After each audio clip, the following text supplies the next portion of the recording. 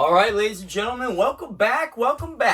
And yesterday, I was talking about a Christmas episode, and I forgot I had a very important one before that Christmas episode. So we're on day 14, episode 15, I believe, of 40 days of 4VKM. And this is it's a short video. It's called What is 4VKM? And I'm going to give you a little bit of backstory about why this video came out the way it did. So it was dropped on 12/9/2020, and that same day I was doing my first interview ever for 4VKM, and it was on the Conspiracy Horsemen podcast. Now, if you remember, I actually used clips of the Conspiracy Horsemen podcast from a couple episodes beforehand, talking about the letters, right? They were talking about D5 and the envelopes being handed out at the Bush Sr. funeral. So it's kind of weird. I end up on this podcast. I kind of showed them in the videos. I don't even know if they saw that episode or whatnot. And if you remember back to Stevie Richards, who's on that podcast, he was in one of the first 4VKM episodes when showing him in the Right to Censor. He was also in the Gridiron Gang, the first one, talking about the Right to Censor, right? So, boom, now we're on the same show. Now, Stevie didn't show up for that episode where I was on. There's a little debate where he was. He didn't know what to expect, I think. I don't know, maybe he had prior commitments. Who knows, right? But they still had me on. Big shout out to Bin Hameen and Hameen Media Group. They just do phenomenal work there. Huge fan of all those guys, right? So we start off, Vince Russo. He's kind of, doing this network here of these podcasts and whatnot. It's called, I believe, russosbrand.com. Check it out. And I was a big Vince Russo fan as a kid, right? He revisionist history doesn't really treat him well, in my opinion, but I liked what he did. I mean, I became a fan of wrestling while he was writing WWF television, right? He was the head writer for WWF. He was one of Vince's right-hand guys for a very long time and really responsible for a lot of the success that happened in that late 90s period. He really turned the WWF around from where they were in the mid-90s and helped really take them into this boom period, right? So he left in 1999. I want to say it was around September, October, and he goes to the competitor WCW.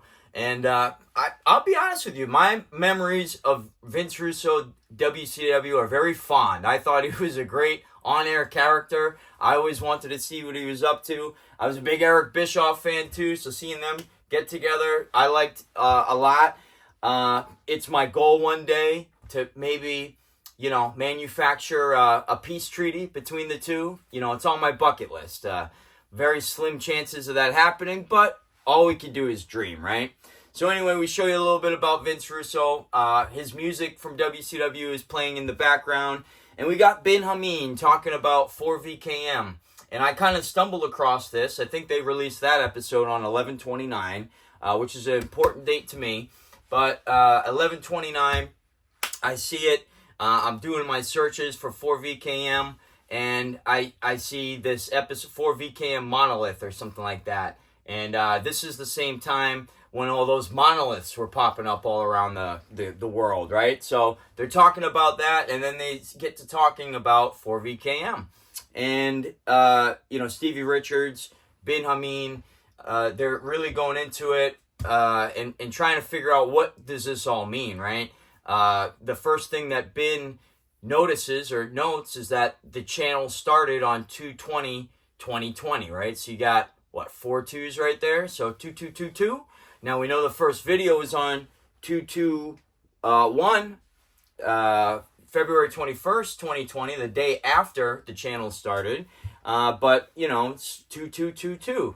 2222, kind of relevant. And a couple episodes later, you'll see that. Maybe add an extra 2 in there. But, so these guys are trying to figure out, who created this, because at this point, I'm anonymous. I'm not putting myself... Now, if you followed me on Twitter, you knew that I was the one putting out these videos. But if you didn't follow me on Twitter, then you probably didn't know who was doing it, right? We had 4vkm.com. We still have it. Check it out. All the episodes are there. And, you know, but there's no contact me, there's no about me, nothing like that. It's just, here's the videos, right?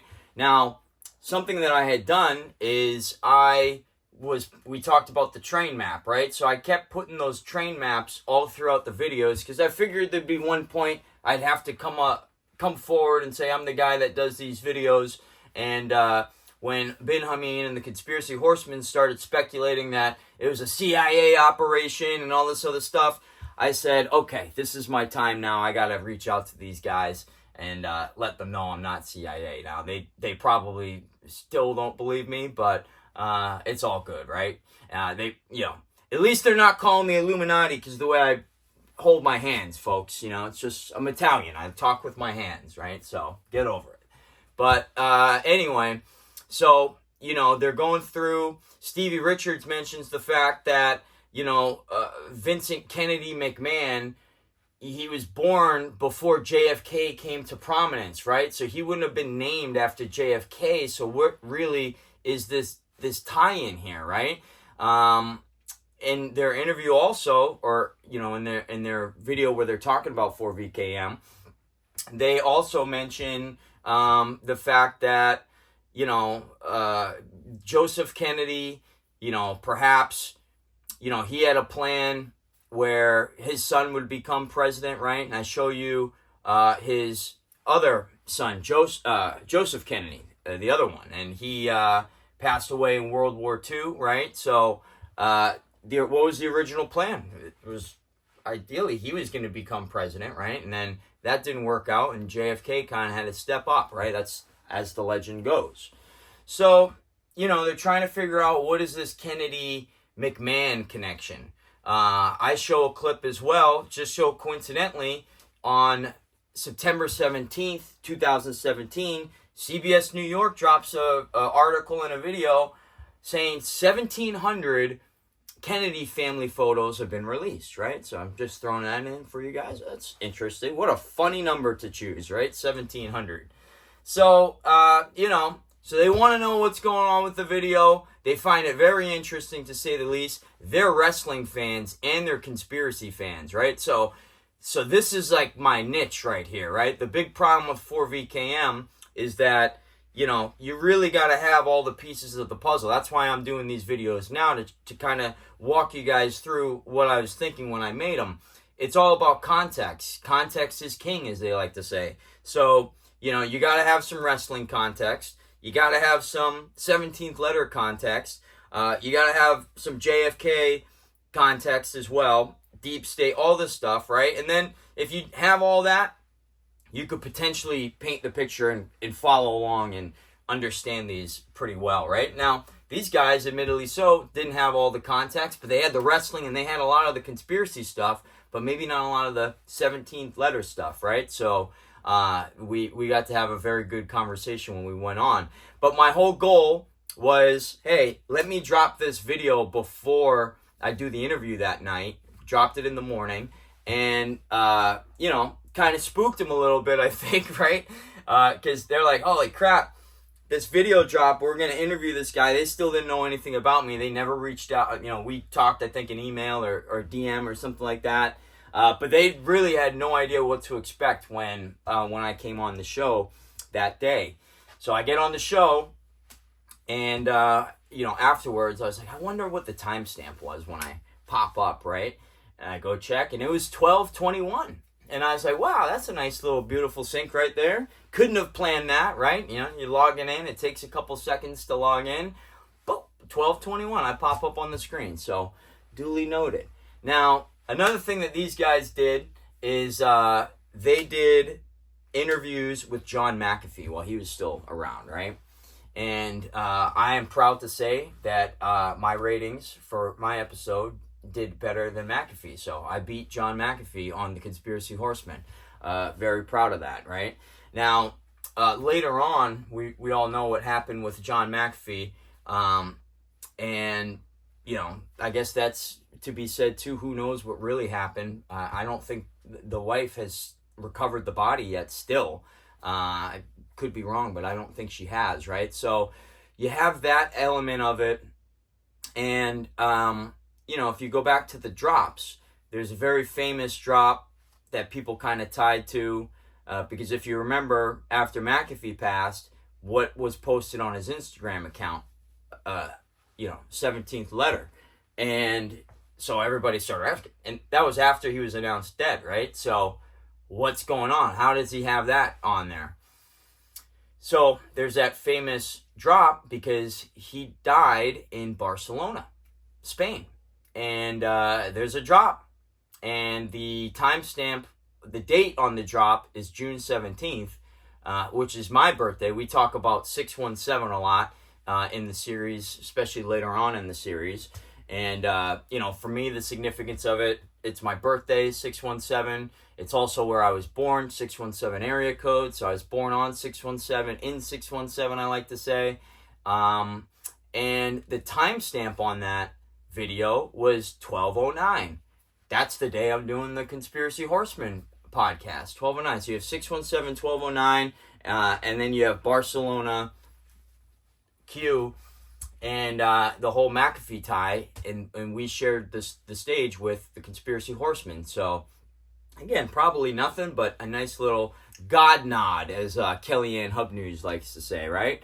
So, anyways, getting back into the video, I then go into the history a little bit of the PT-109, right? So Jimmy Dean had a famous song about the PT-109. That's the soundtrack in the video. And basically what he's talking about is the story about how JFK had saved his crew after the PT boat had sunk, right? And famously, there's one guy other than JFK that gets named in the song, and that guy is McMahon, or McMahon, right? So Patrick McMahon, I told you before, that was the guy that got burned badly. JFK had to put him on his back because he couldn't swim, put the life vest strap in his mouth, and tugged him to shore, as the legend goes, right? So the only guy mentioned in here, other than JFK, is McMahon. And, that's kind of where I point to at this point as that Kennedy-McMahon connection. Again, not saying that those two McMahons are related, but it's interesting that this is a big story and you have a McMahon in there, right?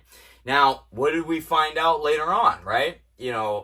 Stevie Richards, when he's talking about 4VKM, he mentions, he's like, they couldn't have named him after JFK because JFK wasn't prominent yet. So then what could it be? Well, we figured it out, right? Sarah E. Kennedy was Vincent Kennedy McMahon's great-grandmother, right? And Victoria Hanner was her daughter, and then Vince's mother was Vicky Askew, right? So, there you have it. Boom, boom, boom. And, so Vicky Askew was married to Vincent J. McMahon, Vince's father, and they split up when Vince was a little baby, right? So you see this in the video as well.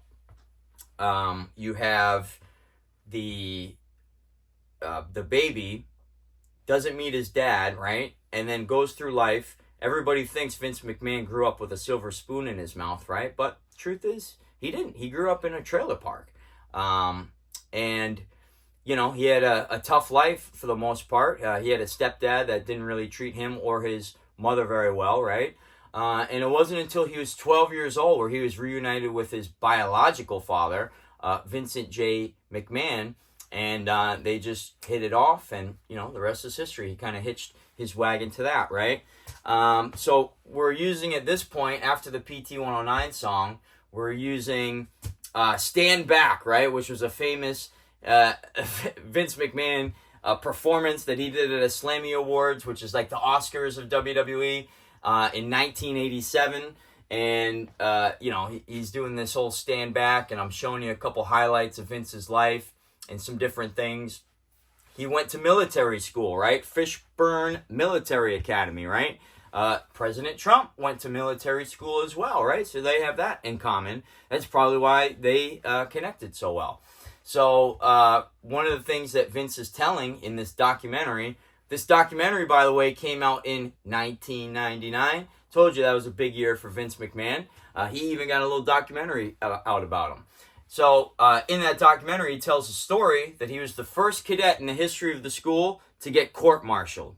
And why did he get court-martialed? Because he tried to lead the class into a group mooning, or pants, whatever you want to call it, during the graduation ceremony, right? So, so the funny thing to that, fast forward all the way into the future, Vince McMahon, many times on WWE, he dropped his drawers, right? And he started a little bit of a thing called the Kiss My Ass Club, the Vincent K McMahon Kiss My Ass Club, right? And he would basically, tell people, hey, you're going to get on your knees and kiss my ass, or I'm going to fire you, right? So I always thought that was funny. Wow, the Kiss Your Ass Club, I wonder if that came all the way back from that, Fishburne Academy, situation there. So you have Vince McMahon, military school, he becomes synonymous with television. Even look now what happened, right? WWE yesterday just announced that they're going to be going on Netflix, right? So just continued evolution. He was a leader in streaming with the WWE Network when they started that.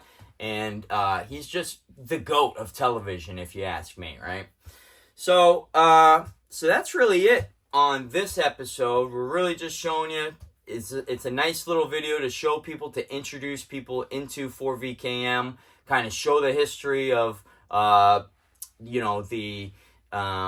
the PT-109 and how that was a McMahon in there. Talk a little bit about the origins of the series, right? And, highly recommend you guys check out the full interview that I did with the Conspiracy Horsemen.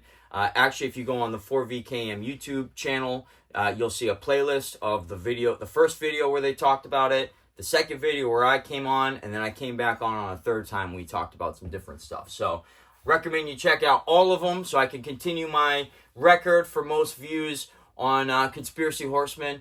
They just came back and did an episode, so who knows? Maybe we can break the record again. Call me Ben Hameen. So that's about it. Check out what is 4VKM in the link below. I'll also link the interview so you guys can check that out. Don't forget to subscribe to the 4VKM YouTube channel, the podcast, 4VKM podcast, and 4VKM.com for all of your episodes that you can see in chronological order as well. 2/21/24, we're starting up the 4VKM podcast, so we'd love to get Ben Hameen and some of those guys on. Hopefully we can make it happen. But until then, as always, enjoy the show.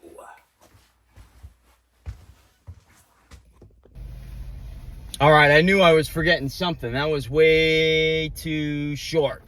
And I did. I forgot something pretty big, actually.